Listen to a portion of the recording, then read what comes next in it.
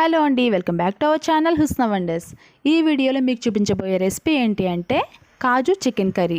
చాలా టేస్టీగా ఉంటుందండి, చాలా కమ్మగా ఉంటుంది. ఒక్కసారి ట్రై చేసి చూస్తారంటే మీకు కూడా ఖచ్చితంగా నచ్చుతుందండి. ఎప్పుడు రెగ్యులర్గా చేసుకున్న చికెన్ కర్రీ కన్నా నేను ఈ వీడియోలో ఎలా అయితే చెప్పానో సేమ్ అదే ప్రాసెస్ మీరు ట్రై చేస్తారంటే చాలా చాలా బాగా కుదురుతుంది మీకు కూడా. ఇక ఏమాత్రం ఆలస్యం చేయకుండా దీని తయారయ్యే విధానం అంటే చూసేద్దాం. దీనికోసం ముందుగా ఒక గిన్నెలో వాటర్ తీసుకోవాలి. అందులో 10 నుంచి 15 వరకు బాదం పప్పు, అలాగే గుప్పెడు వరకు జీడిపప్పు తీసుకున్నాను. 1 గంట పాటు నానబెట్టుకోవాలి. అలాగే చికెన్ మ్యారినేట్ చేసుకోవడం కోసం అరకిలో చికెన్ తీసుకున్నానండి. ఇందులో నిమ్మరసం వేసాను, సగం బద్ద సరిపోతుంది. సాల్ట్ 2 టేబుల్ స్పూన్లు వేసాను. మొత్తం కలుపుకోవాలి. ఇది బాగా మిక్స్ చేసుకున్న తర్వాత ఇందులో టేస్ట్ సరిపడగా కారం వేసుకోవాలి. అలాగే పసుపు, గరం మసాలా, ధనియాల పౌడర్, అల్లం వెల్లుల్లి పేస్ట్, పచ్చిమిర్చి, కొత్తిమీర, కరివేపాకు సన్నగా తరిగి వేస్తున్నాను. అలాగే ఒక చిన్న కప్పు వరకు పెరుగు వేసాను. ఇదంతా కూడా బాగా కలిసేలాగా ముక్కలకు పట్టేలాగా చేతితో కలుపుకోవాలి. ఇలా మ్యారినేట్ చేసుకున్న చికెన్ని ఒక 2 గంటల పాటు డీప్ ఫ్రిడ్జ్లో పెట్టేసుకోవాలి. తర్వాత ముందు నానబెట్టుకున్నాం కదండి, వాటిని చేతిలో చూపిస్తున్నాను కదా, అన్ని జీడిపప్పు మాత్రం పక్కకు పెట్టుకొని మిగిలినవన్నీ కూడా మెత్తగా పేస్ట్లా చేసుకోవాలి మిక్సీలో వేసుకొని. తర్వాత ఒక బాణలి పెట్టుకుందాము. ఆయిల్ వేసుకోవాలి. 5 నుంచి 6 వరకు లవంగాలు, కొద్దిగా దాల్చిన చెక్క చిన్న ముక్కలు, అలాగే 2-3 యాలకులు వేసుకుని వేయించుకుందాము. తర్వాత 2 పెద్ద ఉల్లిపాయలు తీసుకున్నాను, సన్నగా పొడవుగా కట్ చేసినవి. లైట్ గోల్డెన్ కలర్ వచ్చే వరకు వేయించుకోవాలి.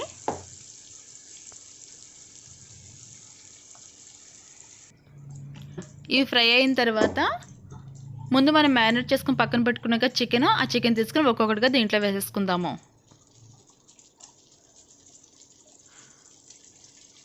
మొత్తం చికెన్ అంతా వేసుకున్న తర్వాత బాగా మిక్స్ చేసుకోవాలి.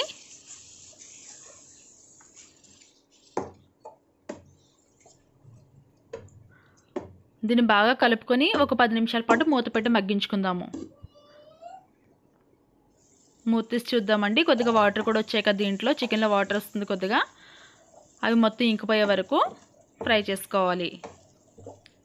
మనం ముందే ఉప్పు, కారం, మసాలా అన్నీ వేసేస్తాం కాబట్టి సపరేట్గా వేయాల్సిన అవసరం లేదు.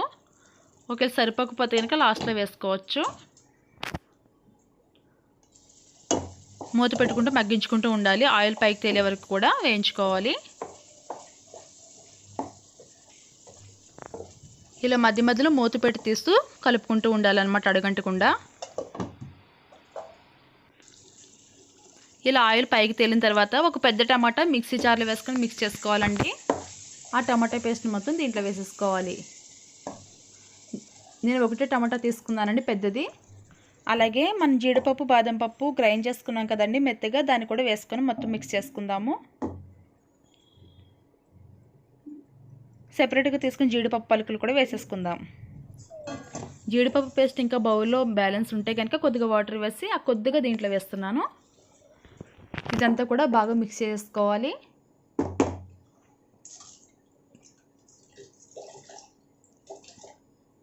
ఉప్పు, కారం సరిపోకపోతే ఇప్పుడే వేసుకోవాలండి.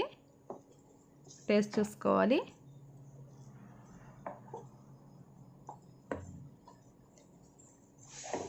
మధ్య మధ్యలో అడుగంటుతూ ఉంటుంది. మనం పేస్ట్ వేసుకున్నాం కాబట్టి కంటిన్యూగా తిప్పుతూ ఉండాలి అడుగంటకుండా. ఒక 10 నిమిషాల పాటు మగ్గించుకున్న తర్వాత ఇలాగ ఇందులో చిన్న గ్లాస్తో వాటర్ వేస్తున్నాను. తక్కువ వేస్తున్నానండి, ఎందుకంటే ఎక్కువసేపు చికెన్ మగ్గింది కాబట్టి కొద్దిగా తక్కువ వేస్తున్నాను. వాటర్ వేసిన తర్వాత కూడా ఒక 10 నిమిషాల పాటు ఉడికించుకుందాము. సిమ్లో పెట్టుకొని మూత పెట్టుకొని మగ్గించేసుకోవాలి. మనం ఉడుకుతున్నట్టు కనిపిస్తుంది కదా వీడియోలో చూపిస్తున్న విధంగా. మళ్ళీ ఒకసారి మూత పెట్టి మగ్గించుకుందాము. ఒకసారి తీసి చూద్దామండి. చూసారుగా ఆయిల్ పైకి తెలుతుంది కదా, ఇలా ఆయిల్ పైకి వచ్చే వరకు కూడా మనం ఉడికించుకోవాలి. ఇలా ఆయిల్ పైకి తేలి మనకి గ్రేవీ చిక్కబడిందంటే మనకి కర్రీ రెడీ అయిపోయినట్లేనండి. ఫైనల్గా మనం కొత్తిమీర చల్లుకుందాము. ఇక స్టవ్ ఆఫ్ చేసుకొని ఒక సర్వింగ్ బౌల్ తీసుకొని సర్వ్ చేసుకుందాం. చూసారుగా చాలా సింపుల్గా రెడీ అయిపోయింది కాజు చికెన్ గ్రేవీ కర్రీ. చాలా చాలా కమ్మగా ఉంటుంది. ఒకసారి మీరు ట్రై చేయండి. అలాగే మీకు టేస్ట్ ఎలా వచ్చిందో నాతో షేర్ చేసుకోండి. ఇంకా వీడియోని లైక్ చేయలేదా అయితే వెంటనే లైక్ చేసేయండి. అలాగే మన ఛానల్ సబ్స్క్రైబ్ చేసుకుని పక్కనే ఉన్న బెల్ ఐకాన్ ప్రెస్ చేయడం మాత్రం మర్చిపోవద్దు. ఎందుకంటే నేను పెట్టే ప్రతి వీడియో కూడా మీకే ముందుగా నోటిఫికేషన్ ద్వారా వస్తుంది. ఇంకా మరిన్ని సింపుల్ రెసిపీస్ కోసం మన ఛానల్ ఫాలో అవుతూ ఉండండి. Thank you so much for watching.